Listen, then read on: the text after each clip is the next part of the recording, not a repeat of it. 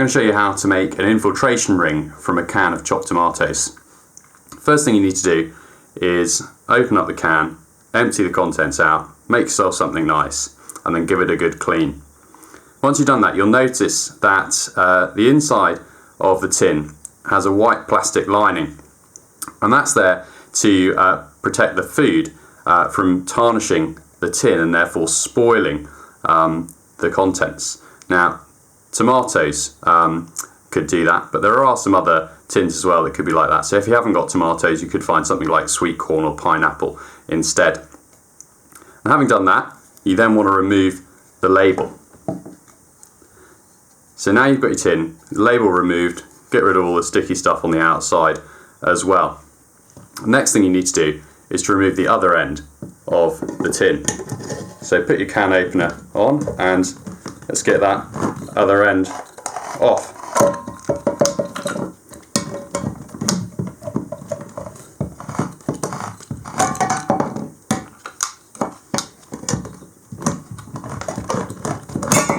There we go. Don't need that bit. So now you've got your tin, which is just this ring, which is going to be perfect for measuring infiltration. Next thing we need to do is just to measure on two lines, one on the outside and one on the inside.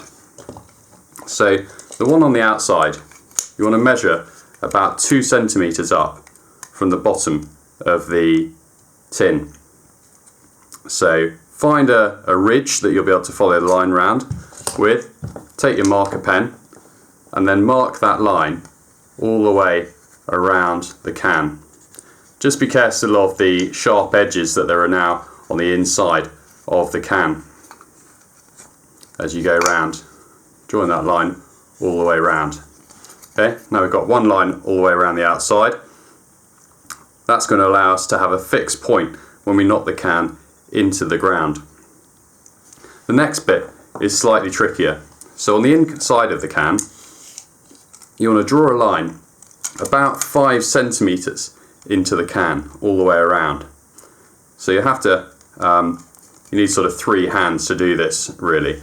But if you can try and identify a spot in the center, and then best thing to do is to hold your marker still and rotate the can all the way around, keeping it on a ridge. And if that works out well, you should end up with a lovely ring all the way around the center. That gives you a mark to fill the water up to and then to watch it drop down to when you're carrying out your infiltration experiment. So there you go, an infiltration ring.